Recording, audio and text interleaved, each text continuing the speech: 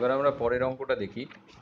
পরের অঙ্কটা হচ্ছে একটি বাড়িতে 4টি 40 ওয়াটের বাল্ব, 4টি 40 ওয়াটের বাল্ব,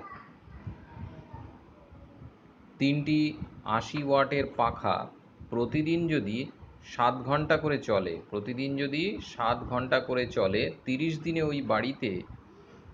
দিনে ওই বাড়িতে কি পরিমাণ বিদ্যুৎ শক্তি খরচ হবে? তাহলে এক্ষেত্রে যেটা দেখতে হবে, মোট তড়িৎ ক্ষমতা কি হচ্ছে, 4টি 40 ওয়াটের বাল্ব যদি চলতে থাকে তাহলে একদিনে 4টি 40 ওয়াটের বাল্ব 4 গুণ 40 ওয়াট ক্ষমতা, এবং 3টি 80 ওয়াটের পাখা 3 গুণ 80 ওয়াট ক্ষমতা। এই দুটো গুণফল যদি যোগ করে দেওয়া যায় তাহলে বেরোচ্ছে 400। এই যে 400 ওয়াট কিন্তু প্রতিদিন খরচ হচ্ছে। এখানে প্রশ্ন যেখানে সলভ করা হয়েছে সেখানে কিন্তু একটা ছোট্ট ভুল আছে, সেটা হচ্ছে আমরা এই গুণফলটাকে সেকেন্ড ব্র্যাকেট, গুণফল দুটোর যোগফলকে সেকেন্ড ব্র্যাকেট দিয়ে ক্লোজ করে পাশে ওয়াট কথাটা লিখতে হবে, একক লেখা থাকতে হবে। একক না লেখা থাকার জন্য কিন্তু অ্যালটেড নম্বর কাটা যেতে পারে।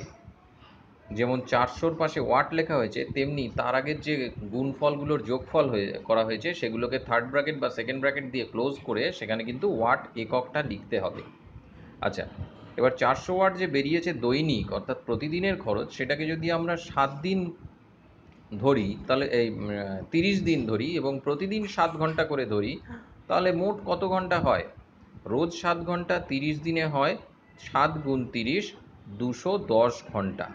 ঠিক আছে, 210 ঘন্টা। এবং সেটাকে যদি আমরা সেকেন্ডে নিয়ে যাই, একদিন মানে 24 ঘন্টা, একদিন মানে 24 ঘন্টা। অতএব সেকেন্ডে নিতে গেলে 24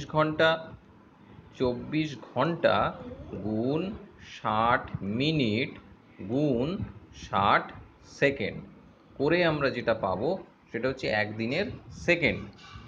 এই সেকেন্ডকে গুণ করতে হবে 210 ঘন্টার সাথে, তাহলে পাওয়া যাবে কত সেকেন্ড। এবারে 30 দিনে ব্যয়িত শক্তি কত হবে?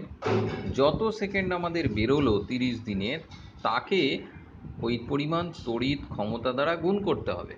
গুণ করলে যেটা পাওয়া যাবে 30 দিনে ব্যয়িত তড়িৎ শক্তি। অতএব 400 গুণ 756 ইন্টু 10⁻³ জুল। কারণ আমরা জানি ওয়াট ইন্টু সেকেন্ড করলে আমরা পাবো তড়িৎ শক্তি অর্থাৎ জুল। সেটাই এখানে করা হয়েছে, 400 গুণ 756 গুণ 10⁻³ joule equal to 3.02 into 10⁸ joule তড়িৎ শক্তি। এই পরিমাণ তড়িৎ শক্তি খরচ হবে।